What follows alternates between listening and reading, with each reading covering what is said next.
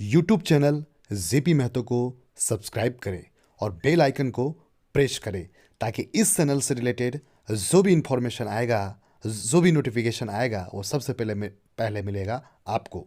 तो YouTube channel JP Mahato को subscribe करना ना भूलें और बेल आइकन को प्रेस करना ना भूलें।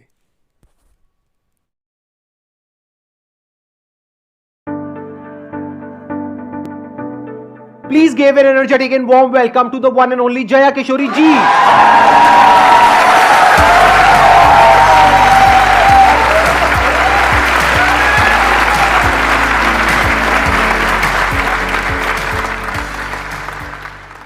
इनकी स्माइल में इतनी पॉजिटिविटी है, आई थिंक इनको कुछ बोलने की जरूरत ही नहीं है। अगर ये पूरे सेशन में यहाँ पर सिर्फ बैठ करके स्माइल करती रहे तो आई थिंक ये सेशन बहुत अच्छा हो जाएगा। इनका एक मोटिवेशनल चैनल भी है। इनफैक्ट आपकी कुछ वीडियोस देख करके मैं खुद मोटिवेट हुआ हूं, and I am not kidding.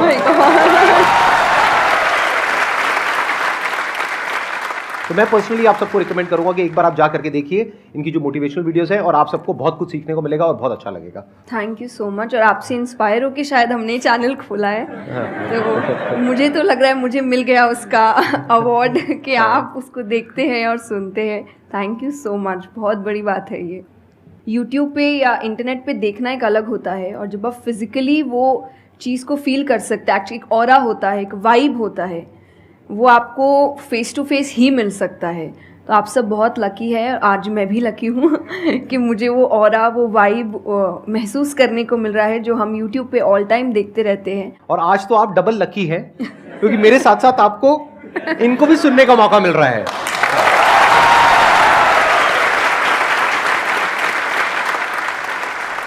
आपके मन में जो भी क्वेश्चंस है, जैसे भी क्वेश्चंस है, आप इनसे पूछ सकते हैं। First of all, thank you very much for giving me this opportunity. I want to ask you कि like आपने ये क्यों चूज़ किया कि you want to go into spirituality, कि मुझे इस चीज़ में ही जाना है?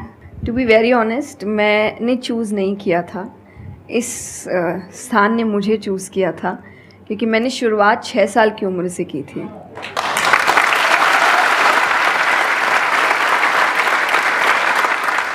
उसमें आपको पता ही नहीं होता है कि करियर क्या होता है, काम क्या होता है। तो मैंने कुछ भी सोचा नहीं था, मेरे सामने चीज़ें आती गई, मुझे अच्छी लगती गई और मैं करती गई। और इसीलिए मैं हमेशा कहती हूँ अपने अंदर के बच्चे को ज़िंदा रखिए, क्योंकि वो कभी भी ये नहीं देखता इससे मेरा फ़ायदा होगा, या उसको अच्छी लगती है चीज़ और वो करता है। तो मैंने वो बचपने में मुझे वो चीज़ अच्छी लगी और मैंने उसको किया, और फिर अपने आप ही सामने चीज़ें आती गई, चाहे फिर वो भजन आए, फिर कथा आई, मोटिवेशनल सेशंस आए, जो जो सामने आता गया और जो जो मुझे लगा कि मेरे बस की बात है, मैं कर सकती हूँ, वो मैंने किया। और फिर मुझे पता ही नहीं चला कि कब सिचुएशन कहाँ हो गई। जब मुझे समझने का मौका मिला कि चलो कुछ बनते हैं, मैं ऑलरेडी बन चुकी थी।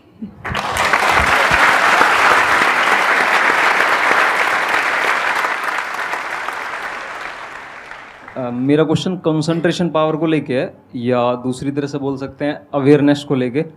जैसे किसी भी काम पे जो ध्यान लगाने की कैपेबिलिटी होती है वो डिफ़र करती है पर्सन टू पर्सन। मुझे पूछना था क्या कोई इसका बायोलॉजिकल बेसिस भी है, या सिर्फ प्रैक्टिस पे डिपेंड करता है कि किसी की प्रैक्टिस थोड़ी कम है और किसी की ज़्यादा? कई ऐसे एक्सरसाइजेज है जो आपको हेल्प करती है कंसंट्रेशन के लिए। तो जो मैं एक्सरसाइज फॉलो करती हूँ वो लिसनिंग प्रैक्टिस है, कि मैं सोने से पहले या सुबह उठ के कुछ देर 5 मिनट्स 10 मिनट्स मैं बिल्कुल शांत माहौल में और मैं साउंड सुनने की कोशिश करती हूँ। और ऐसा माना जाता है कि जिस दिन आपको 5 से ज़्यादा साउंड सुनने लग जाएं, और 5 का मतलब हुआ कि ऐसा नहीं कि आपके घर में टीवी और मिक्सी और सब चल रहा है तो आप कहे कि अरे भाई 5 साउंड सुनाई दे दिए, नहीं। जब शांति हो तो वो एक बहुत अच्छी प्रैक्टिस है जो आपके दिमाग को हेल्प करती है किसी एक चीज़ पर ध्यान लगाने के लिए। तो आप ऐसे कंसंट्रेशन पावर के एक्सरसाइजेज होती कर सकते हैं, और जो मैं करती हूँ मैंने आपको बताया, मैं रोज़ करती हूँ। अभी तक मैं 3 से आगे बढ़ी नहीं हूँ, लेकिन आई होप जल्दी 5 आवाज़ों से ज़्यादा सुनाई देने लग जाए।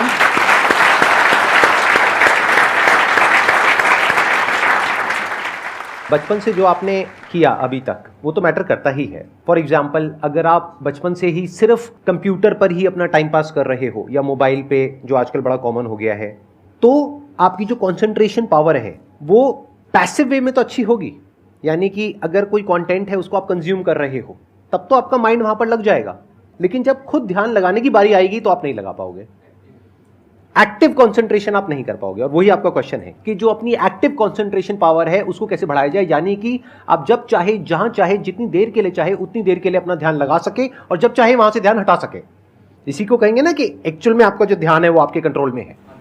नहीं तो इतना कुछ है इस दुनिया में, वो तो सब खींचने के लिए तैयार बैठे हैं आपके ध्यान को, आपकी अटेंशन को। अगर फाइनेंशियली बात करी जाए तो आज की डेट में सबसे ज्यादा जो वैल्यू है वो आपकी अटेंशन की है। जितनी भी कंपनीज हैं उनके लिए सबसे इंपॉर्टेंट है आपकी अटेंशन। अगर आपकी अटेंशन आपके हाथ से निकल जाती है और उनके हाथ में चली जाती है तो वो हो जाएगा जो वो चाहते हैं, यानी उनको प्रॉफिट हो जाएगा, आपको नुकसान होता है हो जाए। तो अब सवाल उठता है उसको कैसे बढ़ाया जाए। चेस बहुत अच्छा तरीका है उसको बढ़ाने का। स्पोर्ट्स से आपकी कंसंट्रेशन पावर बढ़ती है। जैसे मुझे बैडमिंटन बहुत पसंद है, तो बैडमिंटन में सारा ध्यान कहां पर होता है, शटल के ऊपर, और कोई थॉट माइंड में आ ही नहीं सकता, क्योंकि अगर वो आया तो शटल से आपका ध्यान हट गया और आप हार जाओगे। तो sports is another way of doing it. उसके अलावा जैसे इन्होंने बताया लिसनिंग, अगेन वेरी पावरफुल। बहुत तरह की साउंड्स हैं, बहुत तरह की वाइब्रेशंस हैं इस यूनिवर्स में, बट हमारा ध्यान नहीं है उसकी तरफ। कुछ ग्रॉस है, कुछ सटल है। तो जैसे जैसे हम सटल जाते हैं तो ऐसी बहुत सारी वाइब्रेशंस हमारी पकड़ में आती है जो नॉर्मली लोगों की पकड़ में नहीं आ पाती है। क्यों? क्योंकि उनका ध्यान दो जगह पे होता है, या तो इस दुनिया में जो कुछ हो रहा है वहां पे होता है, या फिर अंदर जो थॉट चल रहे होते हैं वहां पे होता है। इसके अलावा और कहीं नहीं होता है। तो उन वाइब्रेशंस को सुनने के लिए हमको कानों की भी जरूरत नहीं है। इवन विदाउट योर ईयर्स, अपने कान बंद करके भी आप सुन सकते हो उन साउंड्स को। तो शुरुआत वहां से करो, धीरे धीरे आप देखोगे आपका जो ध्यान है वो आपकी पकड़ में आने लग जाएगा।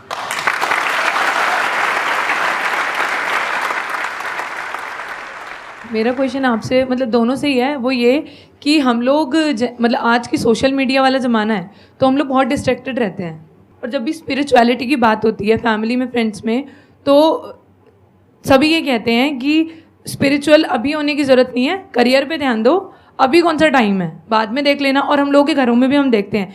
तो मैम ये चीज़ कैसे, मतलब उनको कैसे समझाई जाए कि ये चीज़ कितनी इम्पॉर्टेंट है और उसकी इम्पोर्टेंस क्या है?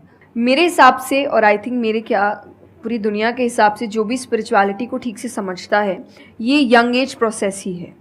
जैसे अगर आप रिलीजियस वे में भी सुने तो भगवान को हम कुछ भी चढ़ाते हैं वो फ्रेश होता है, प्रसाद है, फूल है, कुछ भी एक दिन दो दिन पहले नहीं होता। तुम खुद इतने पुराने होके क्यों फिर अपने आप को चढ़ाते हैं? जब आप रिजिड हो चुके हैं, जब आपको आगे कुछ काम खास करना नहीं है, आप रिटायर हो चुके हैं, तब आप उस स्पिरिचुअलिटी का करेंगे क्या? आपके लाइफ में कोई चैलेंजेस होंगे ही नहीं जब सामना करने के लिए। तो स्पिरिचुअलिटी मतलब सिर्फ पूजा पाठ नहीं होता। मंत्र, जैसा मैंने लिसनिंग एक्सरसाइज बताई, वैसे ही मंत्र चैंटिंग भी एक बहुत बड़ी एक्सरसाइज है कि आप मंत्रों का उच्चारण करते हैं मेडिटेशन में, क्योंकि जो पावर, जो वाइब्रेशंस वो साउंड रखते हैं वो आई थिंक दुनिया में और कहीं नहीं है। तो वो आपके करियर के लिए, कंसंट्रेशन पावर के लिए, कॉन्फिडेंस के लिए, मेमोरी पावर के लिए, सबके लिए बहुत अच्छा है। तो आपको यही समझाना है कि आप स्पिरिचुअलिटी का मतलब, एक तो पहले ये पर्सपेक्टिव हटा दें कि हम सब त्याग देंगे, हम सब छोड़ देंगे। ऐसा कुछ भी नहीं होता। गीता जी में स्पिरिचुअलिटी का ज्ञान उसको दिया गया है जिसको आगे जाके राजा बनना है, अर्जुन को। उसके पास क्या लग्जरी नहीं है, राज्य नहीं है, पैसा नहीं है, क्या नहीं है। तो अध्यात्म का मतलब कभी भी नहीं होता सब कुछ छोड़ देना, सबके बीच रहना है, पर इस तरीके से रहना है कि वो आप पर हावी ना हो हर चीज़। यही आध्यात्म है, यही स्पिरिचुअलिटी है कि बाहर की चीज़ें यहाँ ट्रबल ना कर सके, बस इतना ही करना है।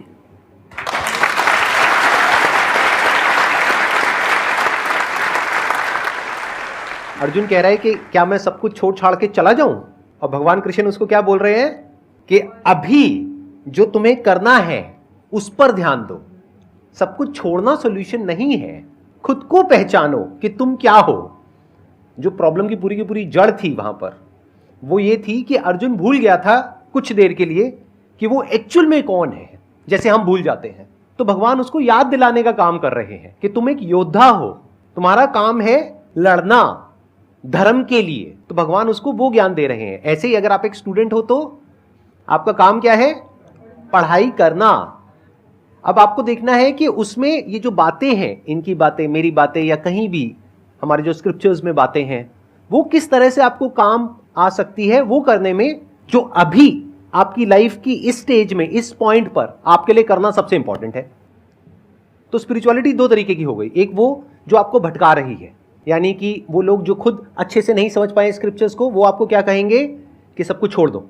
और दूसरे वो जो एक्चुअल में समझ गए हैं कि क्या बात करी जा रही है, तो वो आपको क्या कहेंगे कि जो भी कर रहे हो उसको करो, अच्छे से करो, पूरे ध्यान से करो, पूरी ईमानदारी से करो, उसमें कोई कमी मत छोड़ो, क्योंकि यही आपको हेल्प करेगी लाइफ में आगे कुछ भी करने के लिए। अगर आज आप अपने काम को ढंग से नहीं कर पा रहे, तो कल अगर स्पिरिचुअलिटी में आपको कोई इंक्वायरी करनी है, स्क्रिप्चर्स को समझना है, क्या वो आप ईमानदारी से कर पाओगे? आप अगर अपना काम ठीक से कर रहे हैं, आपके इंटेंशंस अच्छे हैं, आप ऑनेस्ट हैं, आप पेशेंस रख रहे हैं, आप स्पिरिचुअल हैं। तो इसीलिए आपको बस अपना काम जो उन्होंने सही कहा एकदम ठीक से ईमानदारी से करना है, क्योंकि अगर यहाँ ईमानदार नहीं, क्योंकि जो आपका काम है तो फिर कहीं और तो ईमानदारी की फिर बात ही क्या कर सकते हैं हम।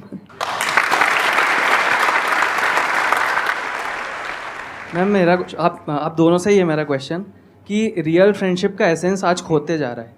हम सैटरडे संडे को पार्टी तो कर रहे हैं फ्रेंड्स के साथ, लेकिन जब रियल फ्रेंडशिप का टेस्ट होता है तो most of the friends fail हो जाते हैं, और हम भी फेल हो जाते हैं उसमें अपने दोस्तों। हम ये तो भूल जाते हैं कि वो हमारे दोस्त नहीं है अच्छे, तो हम भी तो नहीं हैं।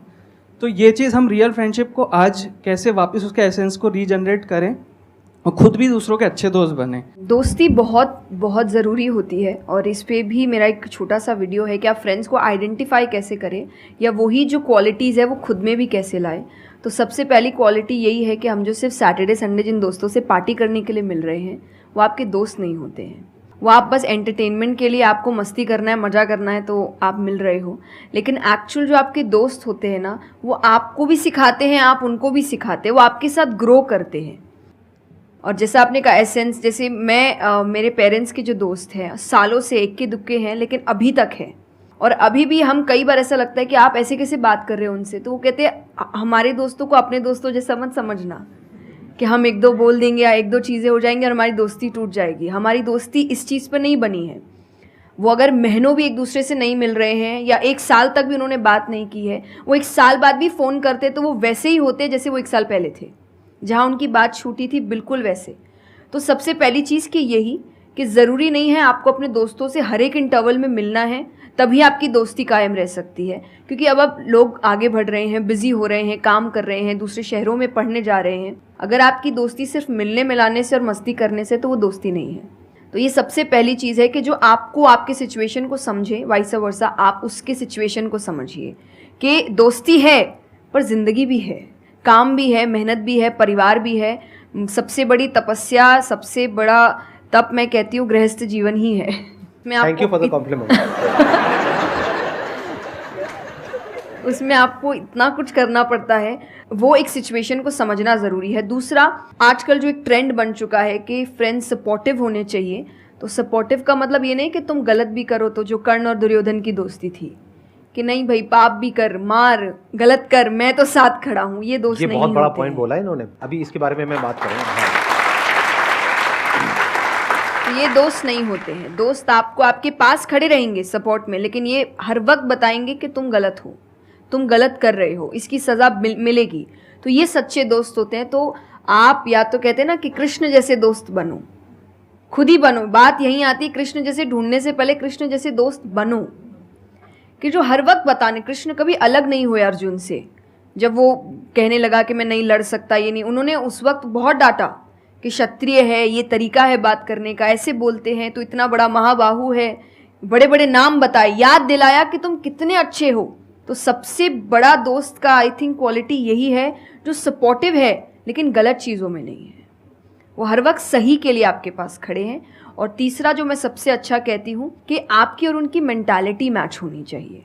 आपको ये समझना है कि अगर मेंटालिटी एक नहीं होगी तो भले ही आप अपने पेरेंट्स को कितना ही कह ले कि हम कुछ नहीं करेंगे, अरे हम तो सिर्फ घूम रहे हैं, अरे हम वैसा कुछ नहीं करेंगे, करोगे, एक ना एक दिन ज़रूर करोगे, क्योंकि ये ह्यूमन नेचर है। आप जिसके साथ ज़्यादा समय बिताते हो, धीरे धीरे उसकी क्वालिटीज़ कुछ आपके अंदर आती है। तो ज़रूरी है कि वो बिहेवियर, वो पैटर्न, वो मेंटालिटी, वो माइंडसेट मैच होनी चाहिए दोनों की, तभी आप एक साथ ग्रो कर सकते हैं। वरना वही सैटरडे संडे मिलना और ज़िंदगी ख़राब करना, यही हो पाएगा बस। Excellent point.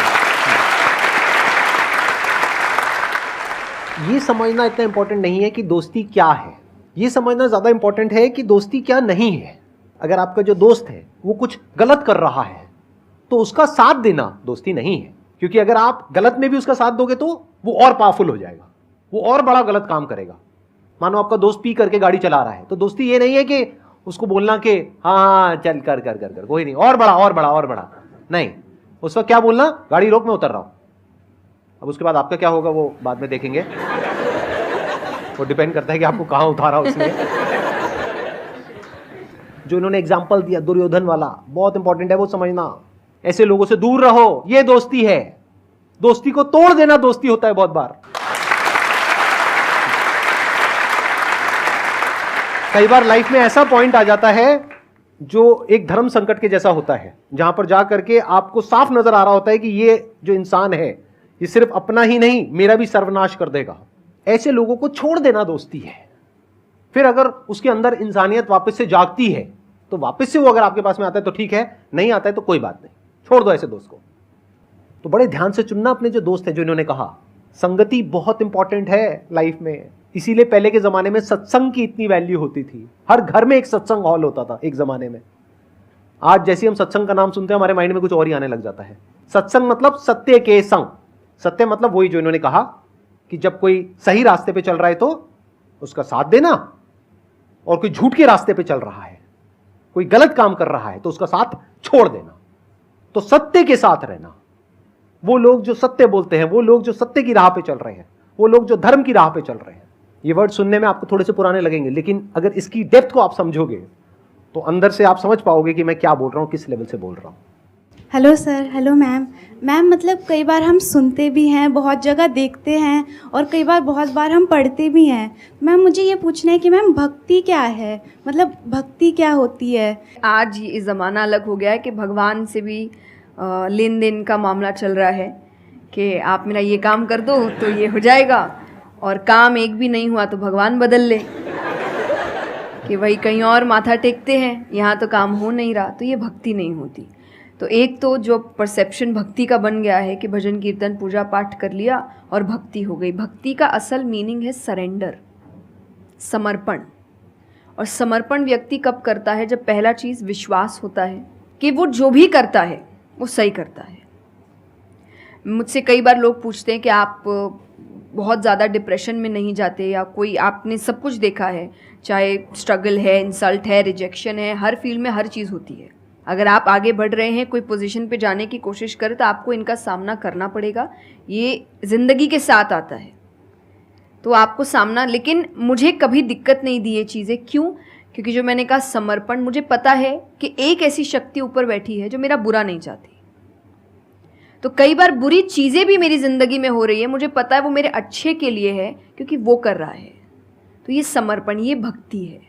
तो ये आपको हारने नहीं देती। क्यों हारेंगे आप? क्योंकि आपको पता है ना कि वो हारने देगा नहीं। तो आप अपने आप गिरे, आप फिर उठेंगे कि नहीं भाई अभी गिरना शायद ज़रूरी होगा, उसका इशारा है, इसीलिए चलो फिर उठते हैं, फिर आगे बढ़ते हैं। तो अर्जुन ने भी जब समर्पण की बात गीता जी में आती है तो कई लोग कहते हैं कि धर्म का मतलब होता है अंधविश्वास। नहीं, क्योंकि अगर अंधविश्वास होता, अंधविश्वास में क्वेश्चन करना अलाउड नहीं होता आपको। गीता अगर सिर्फ भगवान की बात होती तो 2 पन्ने में ख़त्म हो गई होती। ये दोनों के बीच की बात है जिसमें अर्जुन ये जानते हुए कि सामने कौन खड़ा है, क्वेश्चन करने की तो कोई सवाल ही नहीं था वहाँ पर कि भगवान लड़ने बोल रहा है, क्या क्वेश्चन करना, पर उसने कंटिन्यूसली क्वेश्चंस किए हैं।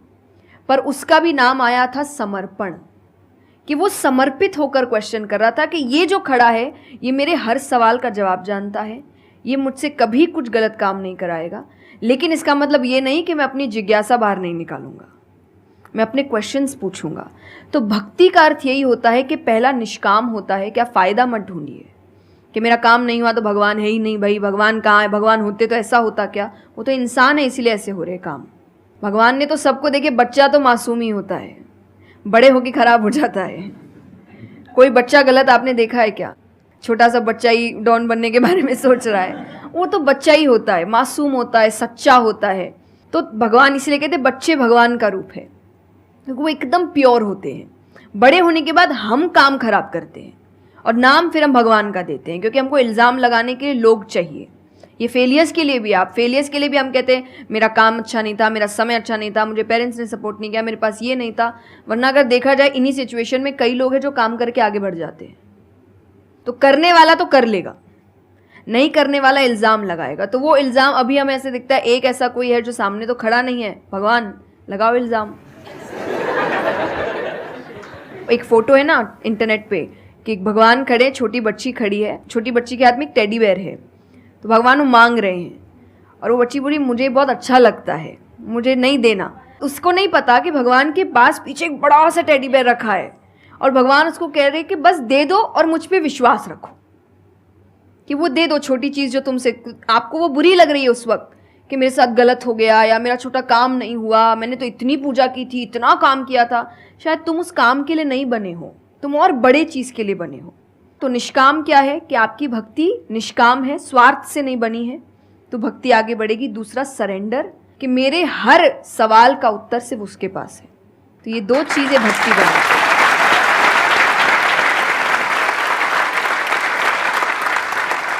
मेरा मन कर रहा है कि मैं बैठ करके बस आराम से आपको सुनता रहूं, मेरे को इतना अच्छा लग रहा है। आप प्लीज़ थोड़ा सा और बोलिए इसके बारे में, भक्ति के बारे में। मुझे सही में बहुत, कितने लोग चाहते हैं कि थोड़ा और बोले?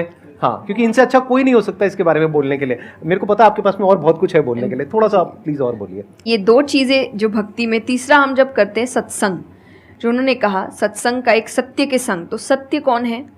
जब हम शास्त्रों में देखते हैं सबसे पहला श्लोक जो श्रीमद् भागवत में आता है वो भगवान का स्वरूप बता रहा है, उसमें है सच्चिदानंद रूपाय। सच्चिदानंद का मतलब होता है तीन चीज़ें मिलकर बनती है, वो है सत, चित और आनंद। जो ये तीन चीज़ों को जीवन में समझ लेगा सही से, उसने भगवान को समझ लिया, क्योंकि भगवान का रूप ही सच्चिदानंद है। तो सबसे पहला है सच, जो कहा गया सच की राह पर चलो। जो हम ये एक्चुअली आपने एग्जैक्ट वर्ड उस वक्त बोले, मैं अपनी कथा में भी कहती हूँ कि आजकल हम इतनी छोटी छोटी बातों पे झूठ बोलते हैं कि हम किसी से मिलने जा रहे हैं और हम घर से भी नहीं निकले, अरे 5 मिनट, अरे सिग्नल पे खड़ा हूँ, अरे बस पहुँच गया, अरे क्या हो गया, वो 2 बातें तो सुनाएगा ना सिर्फ कि तुम समय लेकर नहीं आए, पर हम इतनी इतनी सी बातों में झूठ बोल रहे हैं। ये हमें लगता है कि कोई बड़ी बात नहीं, पर ये बहुत बड़ी बात है कि आप इतना भी सच का सामना नहीं कर सकते, और फिर हमें लगता है कि हम लाइफ की जो प्रॉब्लम्स है उसका सामना कर लेंगे, खुद के सच का तो सामना कर नहीं पा रहे हैं। जिंदगी का सच सामने आएगा तब तो बैंड ही बज जाएगी पूरी, क्योंकि वो कठिन है। जिंदगी आसान नहीं है, किसी के लिए नहीं, भगवान के लिए भी नहीं हुई। आप राम जी को उठाइए, कृष्ण जी को उठाइए, जब तक यहाँ रहे कोई सुखी नहीं रहा।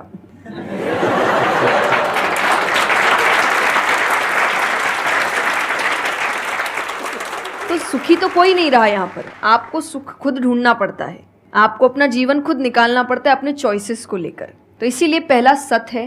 दूसरा चित है, अवेयरनेस। हम अवेयर नहीं है चीज़ों को लेकर, हम इग्नोर करते हैं। अवेयरनेस और इग्नोरेंस ये ऑपोजिट्स हो गए कि आप कोई भी चीज़ आपको समझ नहीं आ रही है, नहीं है।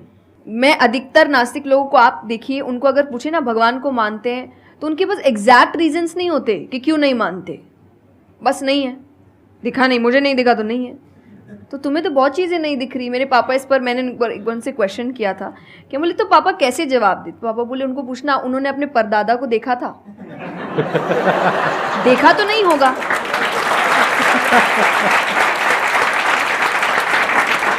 सुना है, दादा से सुना है, पापा से सुना है कि थे, मैंने तो नहीं देखा, तो मैं बोल दूं वो थे ही नहीं। कुछ तो सच्चाई होगी, उसको ढूंढने की कोशिश करो। मैं धर्म के लिए हमेशा कहती हूँ कि आपको ढूंढना पड़ेगा। भगवान, मेरे पापा ने मुझे एक बात कही थी, भगवान मानने की चीज़ है, जानने की नहीं। जानना क्या होता है? पहले इस्तेमाल करे फिर विश्वास करे।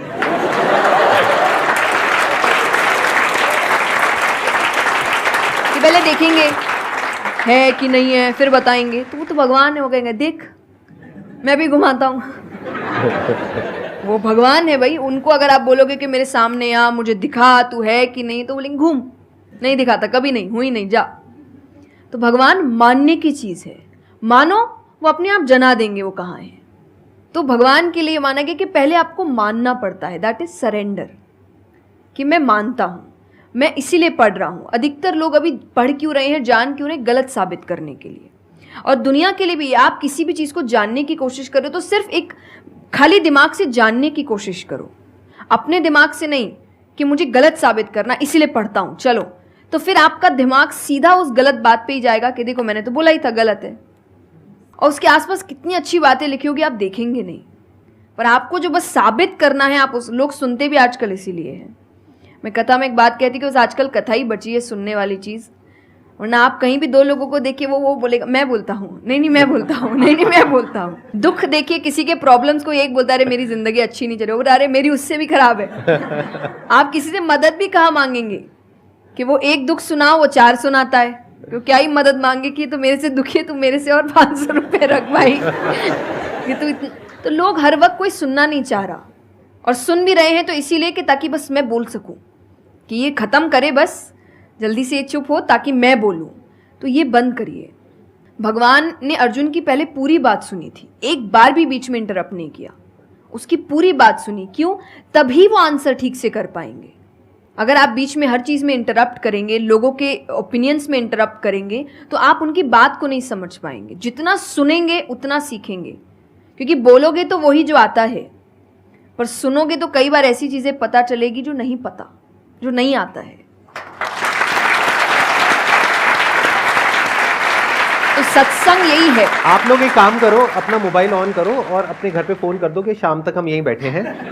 मतलब मेरा मन तो नहीं है यहाँ से आज उठने का, मेरा मन है आराम से बैठ करके इनसे सुनने का। मुझे तो बहुत अच्छा लग रहा है, लेकिन आई एम नॉट श्योर कि इनके पास में इतना टाइम होगा या नहीं होगा। आप प्लीज, आई एम सॉरी मैंने आपको इंटरप्ट किया। नहीं बिल्कुल। तो यही अच्छा छोटी छोटी बातें हैं देखिए। और आनंद का मतलब एक्चुअली परमानेंट हैप्पीनेस होता है, जो आपको भगवान के साथ ही मिलता है, कि आपको किसी की ज़रूरत नहीं है, बाकी सब कुछ टेम्पररी है।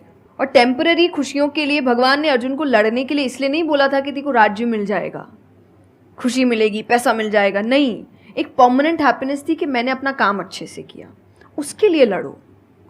तो जो भी काम कर रहे हो परमानेंट क्या है उसमें वो देखो, और ये आपकी सक्सेस पे भी काम आता है। भगवान जैसे अब हम कहते हैं ना कि दुनिया में कुछ सच नहीं है, संसार सच नहीं, इसका मतलब क्या? छोड़ने के लिए नहीं। क्या आप पहली चीज़, जब दुख आ रहा है तो डिप्रेशन में मत जाओ, क्योंकि आप जानते हो ये भी परमानेंट नहीं है, टेम्पररी है, कल फिर ठीक हो जाएगा। खुशी आ रही है तो घमंड मत करो, ये भी निकल जाएगा, ये पोजीशन भी ज़्यादा समय तक रहेगी नहीं, तो उसको रखने के लिए काम करते रहो। तो भगवान हर चीज़ में कहते बैलेंस्ड रहो, और परमानेंट वो है उसके पीछे भागो। तो आप अपने आप ही जो दिखावे की दुनिया है, करते हम सब है और सब कुछ करना चाहिए लाइफ में, सब एंजॉय करिए, पर अगर उसको जानते हुए करोगे कि परमानेंट नहीं है, तो जैसा मैंने कहा वो यहाँ जाएगा नहीं। जैसे एक पक्षी है, आप पेड़ पे उसको बैठा दो और फिर जिस ब्रांच पे वो बैठी उसको काटने लगो, और जब तक ब्रांच नहीं गिरेगा वो नहीं हटेगी, क्योंकि उसको ब्रांच पे भरोसा है ही नहीं। उसको पता ये रहेगा ना, उसको अपने पंखों पे है कि वो जैसे ही गिरेगा मैं उड़ जाऊंगी।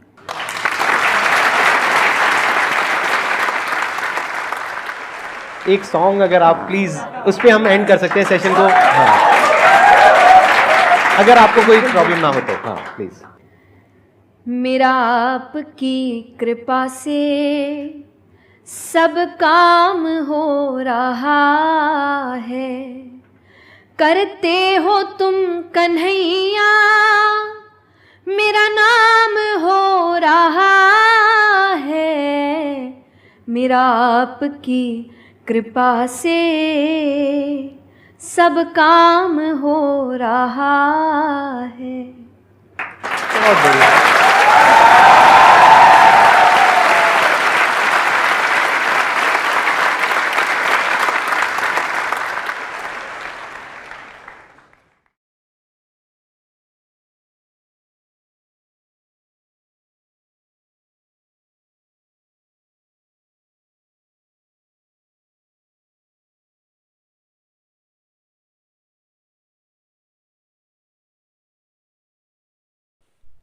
यूट्यूब चैनल जेपी महतो को सब्सक्राइब करें और बेल आइकन को प्रेस करें, ताकि इस चैनल से रिलेटेड जो भी इंफॉर्मेशन आएगा, जो भी नोटिफिकेशन आएगा, वो सबसे पहले मिलेगा आपको।